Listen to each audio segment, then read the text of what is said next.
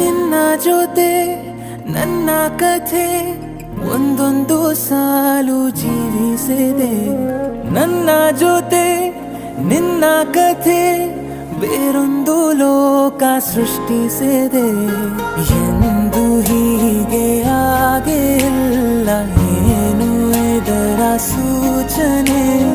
ನೂರು ವಿಷಯ ಎತ್ತರೂನು ನಿನ್ನದೊಂದೇ ಯೋಚನೆ. ಇಬ್ಬರಲ್ಲ ಒಬ್ಬರೀಗ ನಾನಿನ್ನು ನಿನಗರ್ಪಣೆ. ನೀನಾದೇನಾ ನೀನಾದೇನಾ